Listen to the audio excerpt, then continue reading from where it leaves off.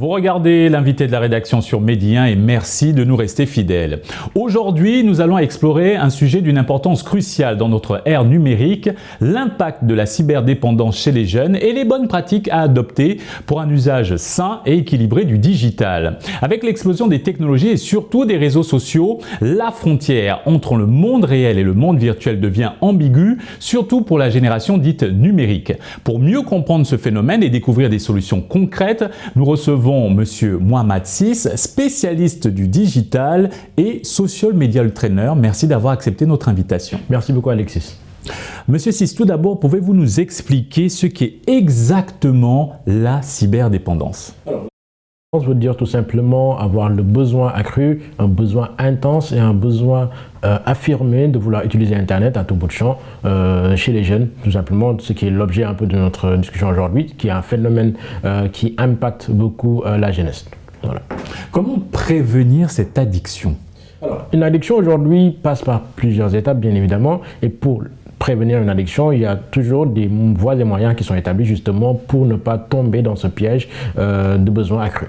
Donc aujourd'hui, la cyberdépendance, pour ne pas y tomber justement, les plateformes digitales ont prévu des voies et moyens pour cela. On a souvent le réglage des temps d'écran pour l'usage de certaines applications, on a le réglage des temps d'écran pour l'usage du téléphone, typiquement, etc. Donc globalement, c'est un peu les méthodes et astuces en tout cas établies pour justement contrôler l'usage que nous avons d'Internet globalement. Mais aujourd'hui, il y a une certaine discipline, une autodiscipline à avoir justement sur notre relation, la relation que nous entretenons avec l'usage que nous avons des outils numériques. Pour un adulte, s'autodiscipliner, c'est plutôt facile, mais pour un enfant, quel rôle doivent jouer les parents dans ce contrôle de l'utilisation et du temps d'écran? Les parents aujourd'hui jouent un rôle crucial dans cela, bien évidemment. C'est pour cela d'ailleurs que pour la plupart des plateformes, vous voyez souvent qu'il y a des options de contrôle parental. Ce ne sont pas des options qui sont là pour faire joli ou faire beau, mais ce sont des options qui aident les parents justement à contrôler l'usage que leurs enfants, neveux et nièces ont d'Internet et aussi leur permettre de mettre en place le cadre dans lequel leurs enfants seront protégés. Aujourd'hui, on remarque justement que ce sont des fonctionnalités qui sont pas vraiment utilisées justement chez les parents. Pourquoi? Parce qu'il y a une méconnaissance de l'importance de ces fonctionnalités-là. Mais au-delà de ça, il y a ce besoin justement de laisser libre leurs enfants pour qu'ils aient une utilisation peut-être élargie des plateformes digitales. Comment la dépendance digitale et aux écrans affecte-t-elle la santé mentale des jeunes? Alors, parler de santé mentale aujourd'hui, au Sénégal typiquement ou en Afrique globalement en général d'ailleurs, c'est un sujet assez tabou. Pourquoi? Parce que pour nous, ce n'est pas une maladie ou bien ce ne sont pas des maladies qui pourraient affecter nos populations. Et pourtant, nos populations aujourd'hui souffrent de tout ce qui est maladie relative à la santé mentale. Ce qu'il faut comprendre, bien évidemment, c'est qu'au-delà de ces aspects, typiquement, si on rentre dans le détail, il y a des maladies liées à la santé mentale, comme des troubles de l'anxiété et au-delà, même si on parle des troubles d'anxiété, etc., mais il y a un phénomène qui souvent est le plus remarqué d'ailleurs, c'est le fait qu'il y ait une certaine distance sociale chez les jeunes qui aujourd'hui ont cette dépendance vis-à-vis d'Internet et qui ne s'en rendent pas compte nécessairement. Et d'ailleurs, ce qui ressort de leur consultation chez un médecin, etc., on leur voit des crises d'anxiété, on leur voit du stress accentué, etc. Donc, stress chronique et le manque de concentration qui peut perturber fortement les performances scolaires. En parlant du milieu scolaire, comment les établissements aussi peuvent jouer le rôle dans la sensibilisation? Parce qu'on sait qu'aujourd'hui, l'apprentissage au digital et au numérique commence très tôt à l'école. Alors, à l'école, bien évidemment, ils ont un rôle essentiel à jouer là-dessus. Pourquoi? Parce que le premier point d'accès à Internet aujourd'hui passe par les enfants. Les enfants aujourd'hui ont accès à Internet à l'école essentiellement pour la plupart du temps peut-être faire des recherches, etc. Mais il n'y a pas de contrôle sur comment ces enfants-là utilisent Internet à l'école. Maintenant, l'idée, c'est de pouvoir les sensibiliser, mais au-delà de les sensibiliser, de les former sur l'usage qu'ils pourraient avoir d'Internet et avoir une vie numérique saine qui leur permettrait justement d'être protégés de tout ce qui pourrait être des dérives. Les réseaux sociaux jouent également un rôle important dans cette surconsommation digitale. Quelle est la responsabilité de ces entreprises dites numériques et digitales dans cette addiction aux écrans des jeunes?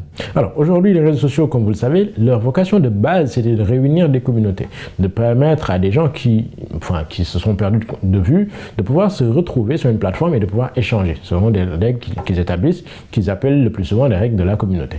Maintenant, dans chaque entité, dans chaque organisation, il y a souvent des dérives qui peuvent arriver, et c'est pour cela qu'il y a des règles qui sont établies justement pour mettre en place un cadre dans lequel chacun se sentira en sécurité dans son usage d'Internet. Aujourd'hui, ces plateformes ont un rôle crucial à jouer dans la compréhension de l'usage de ce qu'ils proposent en termes de services, mais également dans la sensibilisation des utilisateurs sur la disponibilité de tout ce qui est aspect réglementaire sur leur plateforme. Et comme on le sait, souvent il y a toujours des règles d'utilisation, des conditions générales d'utilisation de toutes ces plateformes-là qu'on ne lit pas souvent parce qu'elles sont trop longues.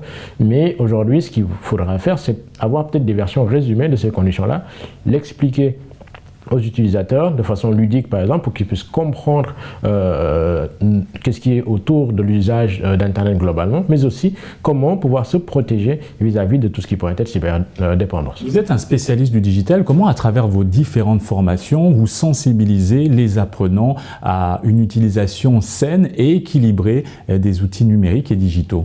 Alors aujourd'hui, je pense qu'il faudrait retourner aux fondamentaux même de la relation humaine. Les fondamentaux aujourd'hui de qu'est-ce qui est nos relations avec les autres. Donc, c'est vrai que c'est important aujourd'hui d'utiliser Internet, ça nous permet de nous rapprocher, etc. Mais on perd de vue ce qui pourrait être potentiellement notre culture, la base même qui fonde les communautés, les règles communautaires, etc., qui sont l'échange. Donc on a connu par exemple des discussions sur l'arbre à palabre, etc., des discussions parents-enfants, etc. Donc aujourd'hui, je pense qu'il serait nécessaire de revenir à ces bases-là parce qu'on s'est rendu compte aujourd'hui, il y a eu Covid. Pendant Covid, il y a beaucoup de gens qui rigolaient en disant que moi j'ai revu un frère que je n'ai pas vu depuis X moment, etc. parce que j'étais scotché à mon téléphone, etc.